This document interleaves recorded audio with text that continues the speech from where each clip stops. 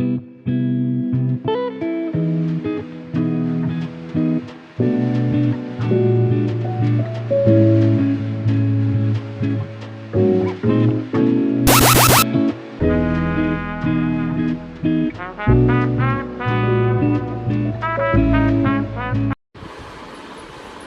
Student, welcome to my channel. मैं चंदा गुजर और आज हम चर्चा करने वाले हैं संस्कृत साहित्य के बारे में। तो इस क्लास को बहुत ही अच्छे से सुनना समझना बच्चों, क्योंकि आपके बहुत ही काम की रहने वाली है। तो let's start our class. Student देखिए, हम चर्चा कर रहे हैं संस्कृत साहित्य के बारे में। और संस्कृत शब्द तो आप जानते ही हैं, जो शुद्ध है, परिष्कृत है, वो संस्कृत है। और साहित्य का मतलब क्या होता है, तो देखिए एक परिभाषा है हमारे संस्कृत में कि सहितयोः भावः साहित्यम। फिर से सुनिएगा, सहितयोः भावः साहित्यम।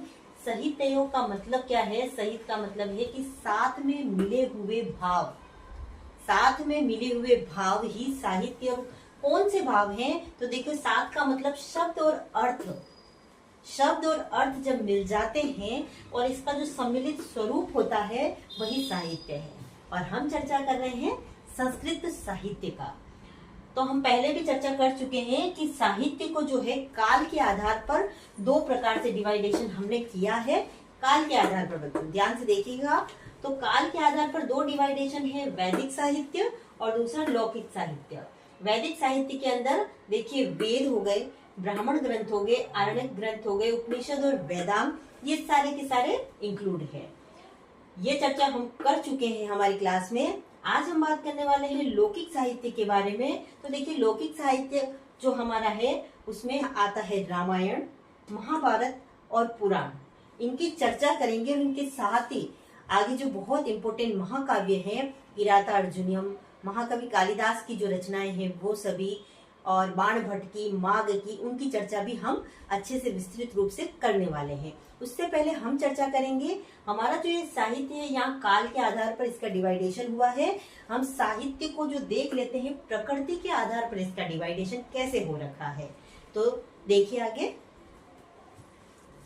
तो हम चर्चा कर रहे हैं संस्कृत साहित्य के डिवाइडेशन के बारे में, जो है प्रकृति के आधार पर। पहले का डिवाइडेशन जो था वो था काल के आधार पर, ये डिवाइडेशन जो है ये है प्रकृति के आधार पर। प्रकृति के आधार पर जो है संस्कृत साहित्य को दो भागों में बांटा गया है। देखिए, दृश्य काव्य और श्रव्य काव्य। नाम से ही पता चल रहा है, दृश्य यानी दिखाई देने वाला है ना, जो, और श्रव्य काव्य यानी जो सुनाई दे। तो दृश्य काव्य का जो डिवाइडेशन है ये दो प्रकार का है, रूपक और उपरूपक। तो रूपक कितने प्रकार के होते हैं, उपरूपक कितने प्रकार के होते हैं, एज इट इज क्वेश्चन हमारे एग्जाम में पूछा जाता है। दृश्य काव्य वे काव्य हैं जिनका अभिनय और मंचन किया जाता है, जो हमें दिखाई दे रहे हैं। वो दो प्रकार के हैं, रूपक और उपरूपक। रूपक संस्कृत साहित्य में 10 है बच्चों, उपरूपक 18 है। तो इम्पोर्टेंट देखिए, दो ही उपरूपक की बात कर लेते हैं। नाटिका जो है एक उपरूपक है, रत्नावली इसका उदाहरण है। देखिए, रत्नावली जो है नाटिका है एक, और विक्रमोवंशीय जो है त्रोटक है। और ये दोनों नाटिका, त्रोटक जो है उपरूपक की श्रेणी में आते हैं। फिर देखिए, रूपक संस्कृत साहित्य में 10 है। ये कौन कौन से हैं, इनके नाम आपको एज इट इज याद रखने चाहिए। देखिए ध्यान से सुनिएगा। नाटक प्रकरण भाण, नाटक प्रकरण भाण, व्यायोग संवकार, दिव इहामृत, अंक वित्ति और प्रहसन। फिर से सुनिएगा, नाटक प्रकरण भाण, व्यायोग संवकार, दिव इहामृत, अंक वित्ति और प्रहसन। और यहाँ से जरूर से एग्जाम में क्वेश्चन पूछा जाता है।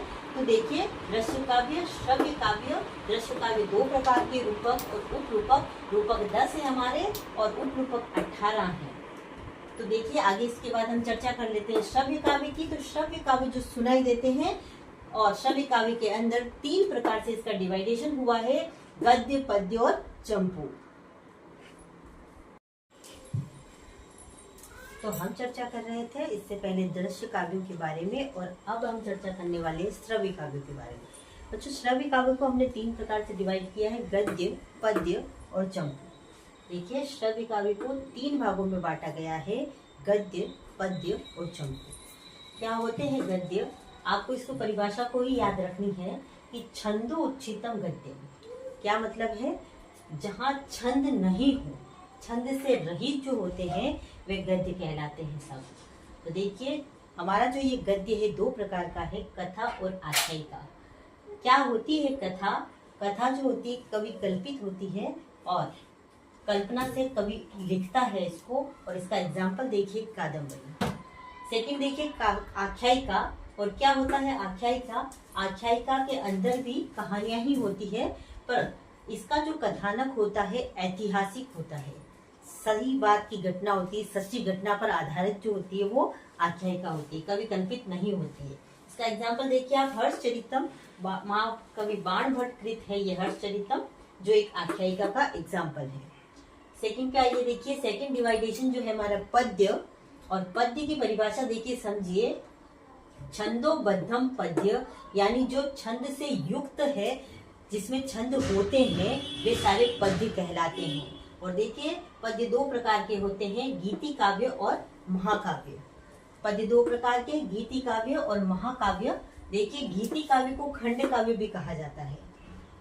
क्या होते हैं गीति काव्य की कुछ इंपॉर्टेंट बातें हैं, समझिएगा।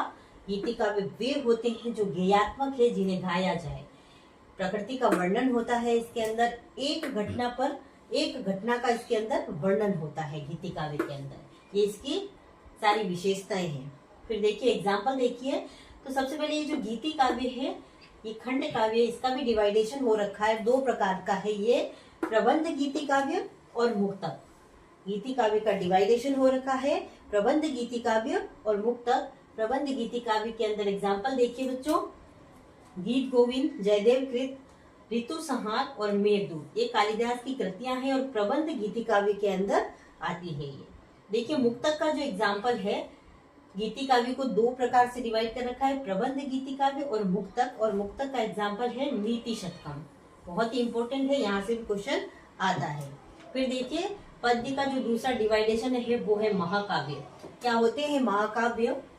तो किसी व्यक्ति के संपूर्ण जीवन की घटनाओं का वर्णन होता है इस महाकाव्यों के अंदर। इनको हम बहुत डिटेल से पढ़ने वाले हैं, गद्य से आख्यायिका, कथा, गीति काव्य, महाकाव्य सबको। और इसके आगे हम चर्चा कर लेते हैं चंपू काव्य की। तो चंपू काव्य क्या होता है देखिए समझिए। तो बच्चों हम चर्चा कर रहे थे गद्य, पद्य और चंपू काव्य की। हमने समझा श्रव्य काव्य के अंदर गद्य क्या होते हैं, कथा और आख्यायिका। पद्य का जो डिवाइडेशन था उसकी भी हमने चर्चा करी है, और पद्य जो था हमारा गीति काव्य थे इसके अंदर, और महाकाव्य इसके अंदर इंक्लूड थे। अब हम समझ रहे हैं कि चंपू काव्य, नाम से देखिए चंपू काव्य क्या होता है।